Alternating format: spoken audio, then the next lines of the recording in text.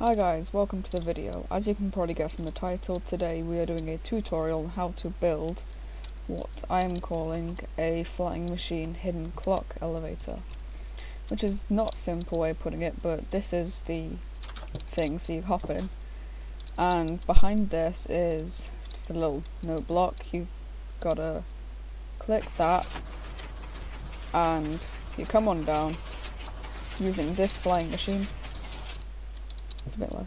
I said using that flying machine you come down and into the secret base. When you're done, all you do is stand on the block again, press the button,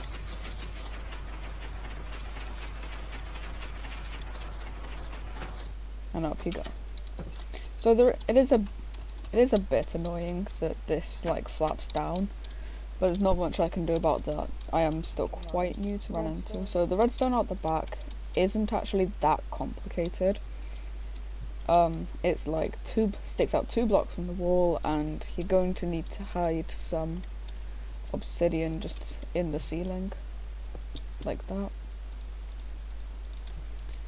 So the resources for this build are in this chest. You're going to need 2 observers, 2 slime blocks, 2 sticky pistons.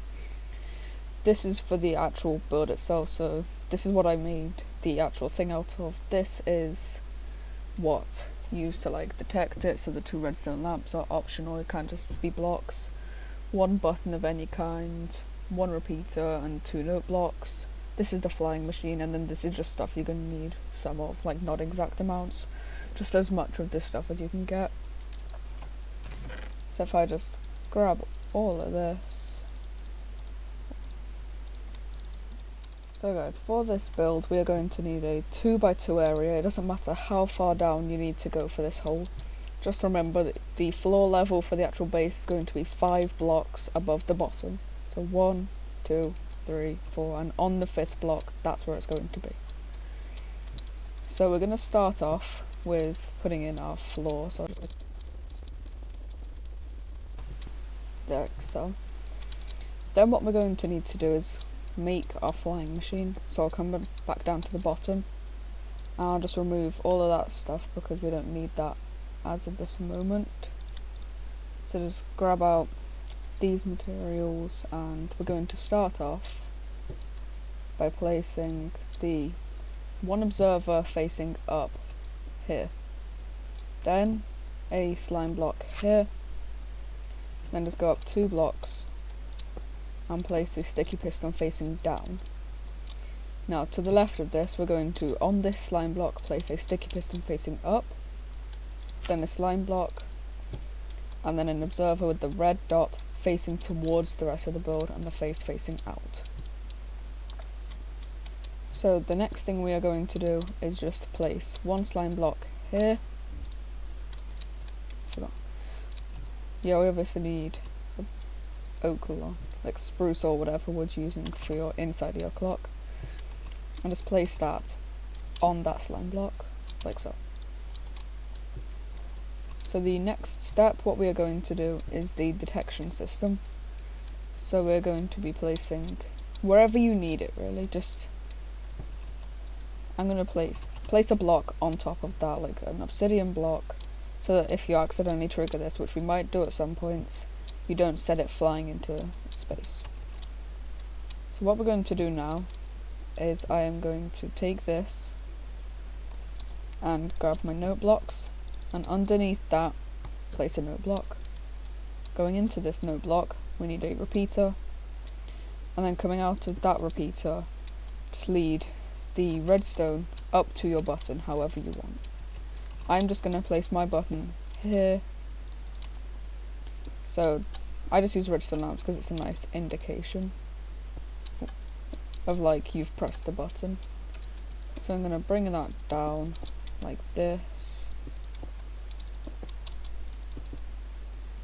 and just snake that all the way up. You can tell I'm not very good at this, so you should see redstone pulse all the way down into that.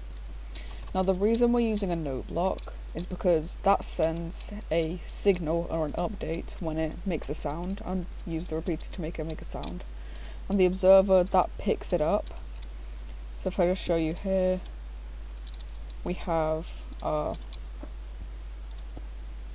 similar to what we've just done, and as you can see, if I send a signal through that, it makes a sound and the observer is picking it up, and we can see that because you get a little flash right there. Now it's just a little demonstration, you don't have to build that. And now what we are going to do next is we're going to take this and we're going to have it go all the way up to floor level. So this is where the block is going to go, right here. So we're going to have to make this section here now, right here. Right, so what we're going to need is for the flying machine to come back up to the top for a moment. So to do that, what we're going to do is write one above floor level, place this, remove that one, and then just press that button, and as you can see, the flying machine is in fact working. All we need to do now is just place that. I do not want to lose that, it took me a decent while to figure out how to make it.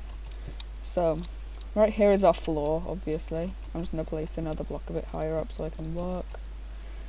Place one, what are these called? Note block right here, with an observer going to that. You're going to have to shift to do that. And out the back of this observer, we're going to have a redstone dust. Beneath that, we're going to need some immovable objects, now so obsidian, and that, as you can see, it does actually link up. I don't know why it does this, because usually, unless I'm just doing it weird, yeah, they don't link up normally. As you can see, they're not linking up, but right here in this instance they are. So I'm not sure why it does that, but it does. I'm going to use that to our advantage. So what I'm going to need to do is I'm going to place an immovable object beneath this whole thing. That's pulled all those blocks, which I do not know why it's done.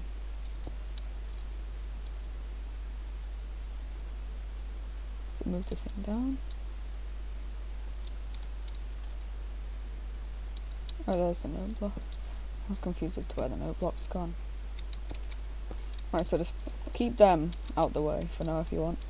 What we're going to do now is take this signal and run it into a what are they called? Actually, we don't need to do that, do we? We're going to take that signal and literally just go like that. So now when we press that, I'll just make it over here so you can see. If you send a redstone current through that, the observer should pick it up. Yeah, see, the observer picks up when that happens. It also picks up when you change it between these. It will pick up if you place a block. Pick up if you go like that, because it's changed. Anything where a block changes, an observer will pick it up, and that's why they're quite useful. So what we have here is basically finished, I think. If I just clean up the floor a bit like this, and then get our walling in, which I'm using stripped jungle logs for the bottom of the floor and concrete for the top. You can use whatever you want. Why is that?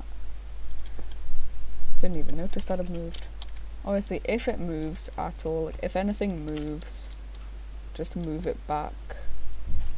Like, it's not that hard to make this, so all you're gonna have to do is that, and that, is it? Yeah. That's all it is. Then you can just place in your walling around it.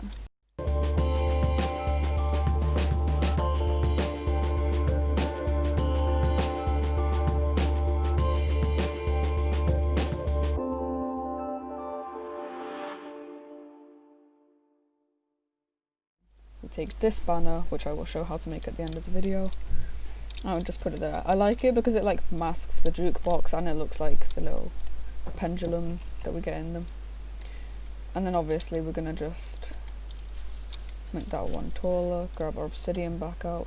You just need to use this to like mask it in the ceiling or something.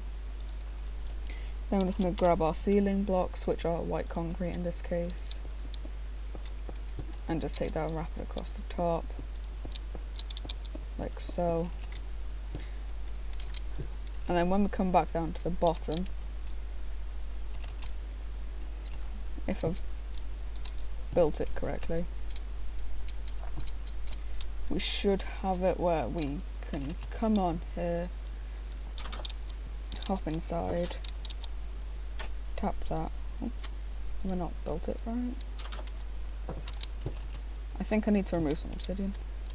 Let me just check. Yeah, just remove that block. So come in here, press the button, I'm gonna go all the way down to here. And then I'm pretty sure, yeah, if I've miscalculated, it's 4 blocks above. It's not that big a change though, as long as you haven't built this beforehand. And then just, you need obsidian around this as like a case, or you can just have it one out if you don't have enough obsidian like on you and stuff.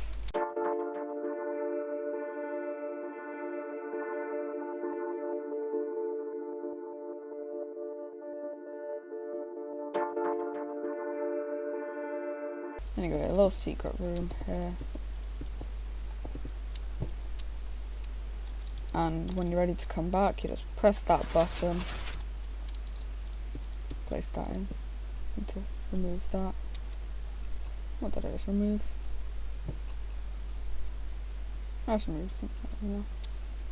If it gets stuck like that, all you have to do is power this observer at the bottom here.